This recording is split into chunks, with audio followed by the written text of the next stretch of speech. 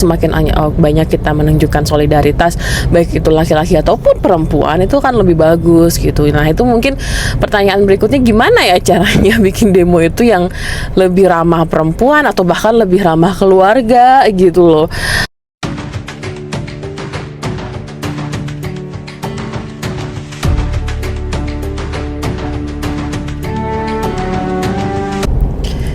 Halo, aku lagi pengen cerita aja. Pengalaman kemarin aku ikutan turun ke jalan demo buat mengawal putusan MK. Buat teman-teman yang belum familiar gitu ya, tinggal aku kira bisa follow hashtag kawal putusan MK di Twitter, di sosmed gitu ya, karena sebenarnya ini terkait dengan peraturan tentang pilkada, syarat pencalonan calon yang akan mengikuti pilkada gitu ya. Nah, yang aku mau share adalah, mungkin ini aku mewakili sudut pandang emak-emak gitu ya, ibu-ibu yang ikutan demo. Aku mau share mungkin buat teman-teman yang juga sesama ibu-ibu, sama perempuan gitu. Biasanya kan kalau buat perempuan tuh demo tuh konotasinya negatif gitu ya. Jadi kayak serem, berantem, menakutkan gitu.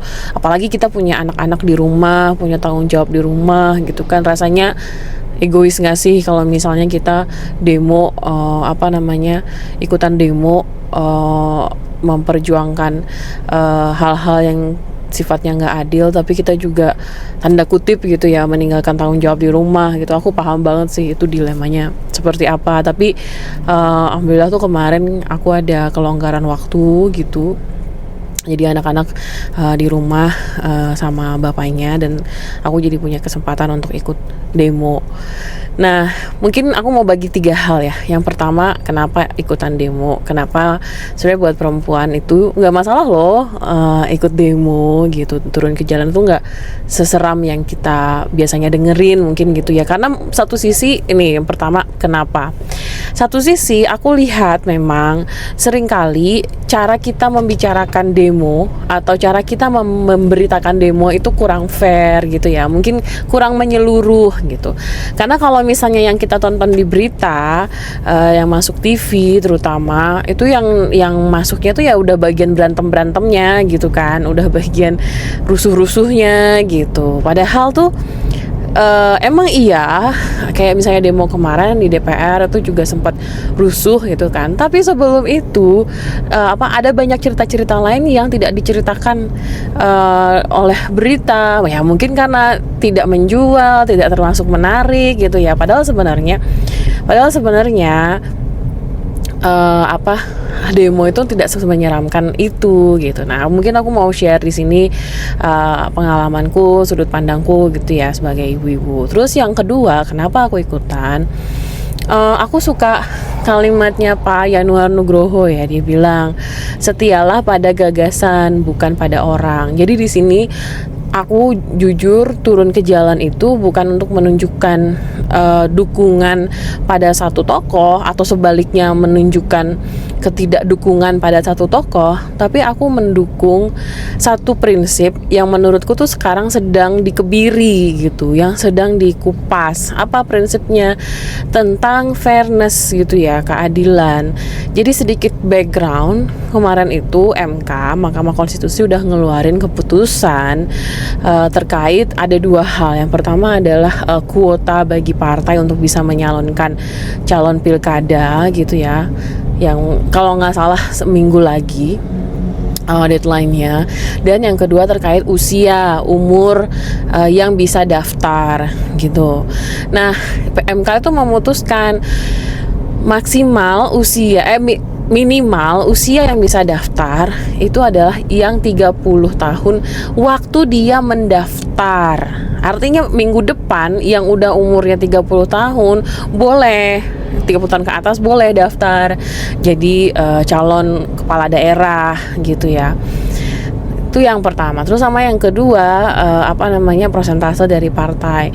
Nah, yang menjadi masalah adalah setelah keputusan MK ini ada upaya-upaya untuk menganulir atau membatalkan putusan ini dengan cara apa? Diganti undang-undang pilkadanya. Di mana di undang-undang pilkada itu mencoba mengembalikan lagi peraturan mengenai usia ini gitu.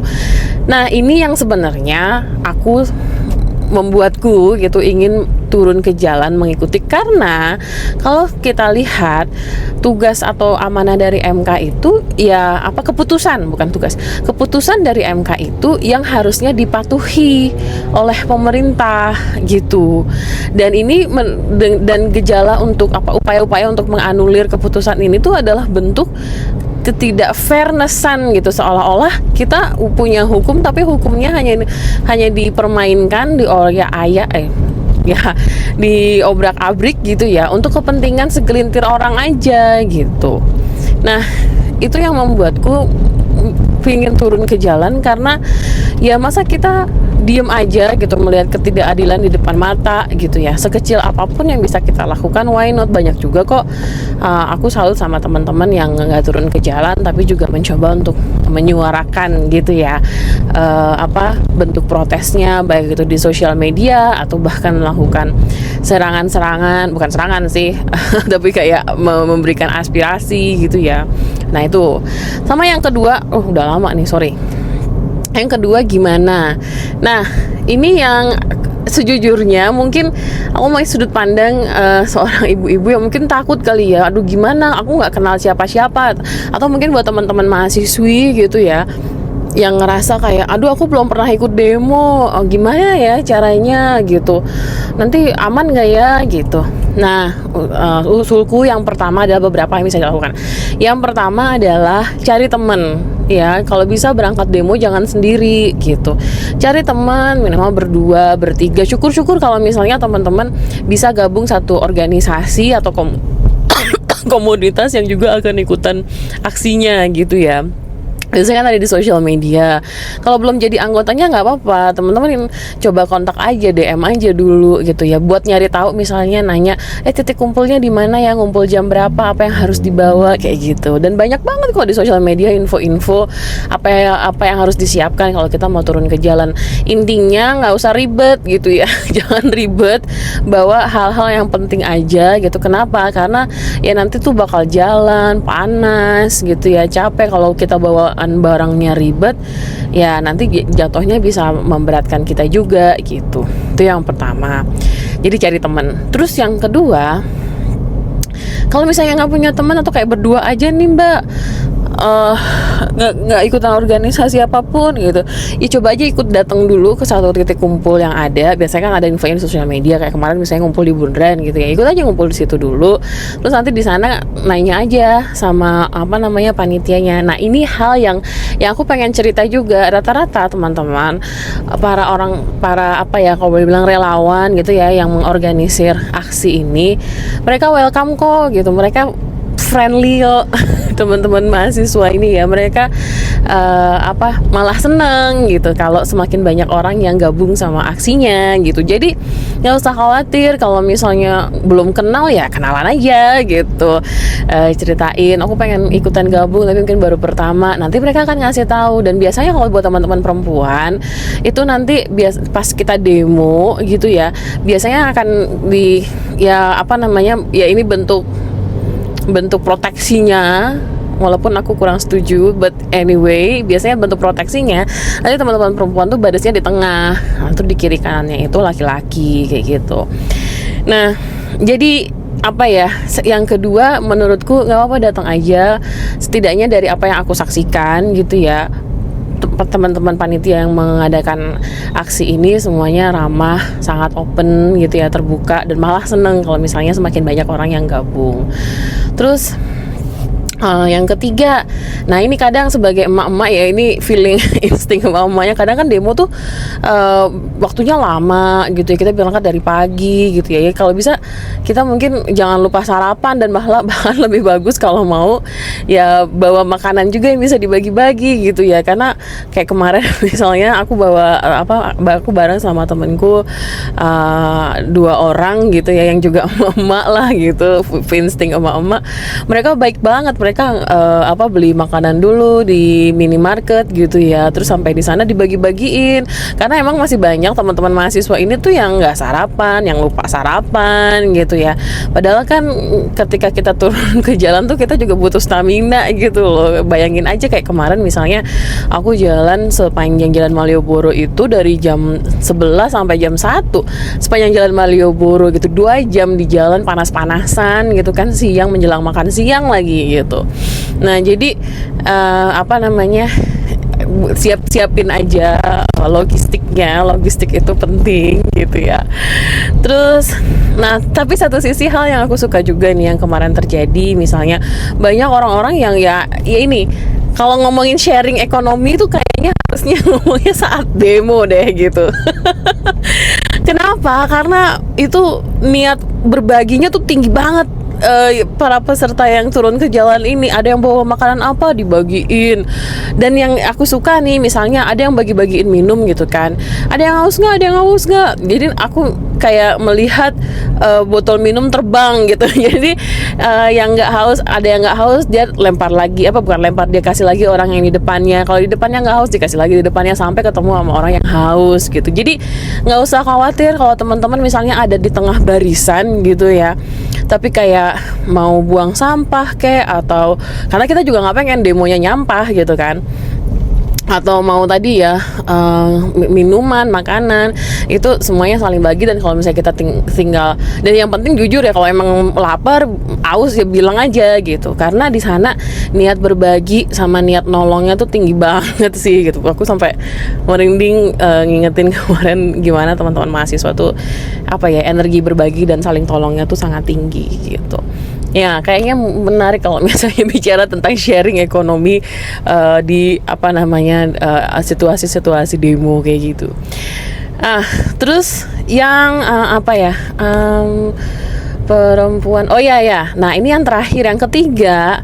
Mungkin ya ini aku mau share point of view aku sebagai perempuan gitu ya. Ada beberapa hal yang aku tuh kayak masih berharapnya ya mungkin nggak usah gini-gini banget deh kayak gitu. Misalnya satu contoh, sorry to say, aku nggak begitu suka dengan asap rokok gitu, karena tapi aku bukannya nggak suka sama orang yang ngerokoknya, enggak, tapi aku nggak suka kalau orang yang ngerokok ini asapnya kemana-mana, jadi kena orang yang nggak ngerokok, akhirnya kita jadi passive smoker juga anyway gitu. Dan itu tuh nggak bisa. Kemarin waktu demo tuh emang asap rokoknya di mana-mana, sayang banget sih gitu. Buat aku pribadi ya, ini mungkin jadi juga hal yang akan, kalau boleh dibilang bisa aja gitu bikin perempuan jadi kayak mengurungkan niatnya untuk ikutan turun ke jalan gitu. Padahal kan semakin banyak orang yang datang, aku nggak kebayang sih kemarin kalau bawa anak bakal gimana. Tapi bukan berarti bawa anak atau bawa keluarga tuh nggak bisa demo. Kalau kita lihat nih perkembangannya di luar, di Eropa gitu misalnya, kasus-kasus aksi-aksi turun ke jalan untuk terkait isu krisis iklim misalnya, atau terkait isu Palestina gitu, banyak banget aksi-aksi yang family friendly, yang bisa bawa keluarga, anak-anak kecil, mereka bisa ikutan. Nah, aku pikir kayaknya kita juga bisa deh gitu untuk bikin aksi turun ke jalan itu yang lebih inklusif gitu, sehingga buatku kesannya ikutan demo tuh bukan lagi hal yang menyeramkan, tapi justru ikutan demo atau ikut turun ke jalan itu adalah hak kita sebagai warga negara, supaya kita bisa menyampaikan pendapat gitu ya, supaya kita bisa menyuarakan aspirasi kita gitu.